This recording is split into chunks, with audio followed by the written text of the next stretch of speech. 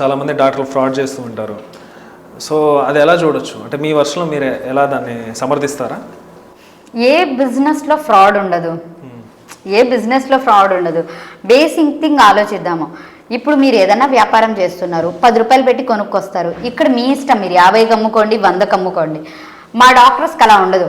ఇప్పుడు నాదే తీసుకుందాం ఫర్ ఎగ్జాంపుల్, 100 కామెంట్లు వస్తుంటాయి, ఈవిడ క్లినిక్ 10 రూపాయలు కానీ పెట్టి మందుల్లో తినేస్తుందంటే, మందుల్లో ఎంఆర్పి రేట్ మీద నేను అమ్ముతున్నాను.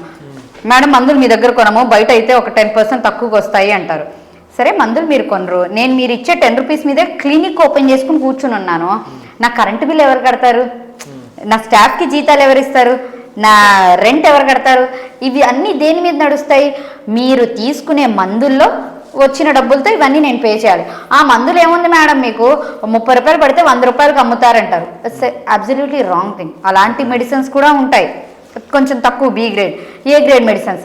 ఆ మెడిసిన్స్లో కూడా తేడా ఉంటాయి. ఏముంది వీళ్ళకి జనరిక్కి ఊరికే తక్కువగా వచ్చేస్తాయి, దీనికి అమ్ముతున్నారు దానికి అమ్ముతున్నారు అంటే నేను చెప్తాను, మీ బిజినెస్ మీ క్లాత్ ఉంటుంది, మీరు ఎక్కడో పూణే నుంచో ఎక్కడి నుంచో కంచి నుంచో 100 రూపాయలు తీసుకొస్తే ఇక 1000 రూపాయలు అమ్ముతారు. అది మీ ఇష్టం. బట్ మేము అలా చేయలేము. ఎంఆర్పి ఏది ఉంటుందో అదే అమ్మగలం. ఇంకా బేసిక్గా వచ్చేసి బయట పెద్ద పెద్ద కార్పొరేట్ హాస్పిటల్స్ తీసుకుందాం. కార్పొరేట్ హాస్పిటల్స్ మీకు తెలుసు, కొన్ని మూవీస్ ఉన్నాయి ఎగ్జాంపుల్స్. అక్కడ అందరూ డాక్టర్స్ని బ్లేమ్ చేస్తూ ఉంటారు. డాక్టర్స్ని బ్లేమ్ చేయాల్సిన అవసరమే లేదు. డాక్టర్స్ మీద ప్రెషర్ ఉండిద్ది, మీరు ఇన్ని కేసులు చేయాలి, మీరు ఇన్ని పేషెంట్స్ చూడాలి అని. అదంతా డబ్బులు సంపాదించేది ఎవరు? పెద్ద పెద్ద బిజినెస్ మ్యాన్స్. ఒక హాస్పిటల్ వాళ్ళు నడుపుతూ ఉంటారు, దీంట్లో డాక్టర్ జస్ట్ జీతానికి మాత్రమే పనిచేసే కూలి. బట్ బ్లేమ్ అంతా ఎవరు తీసుకుంటున్నారు? డాక్టర్ తీసుకుంటున్నారు. అదంతా బిజినెస్ పీపుల్ చేసే కార్పొరేట్ వాళ్ళవి.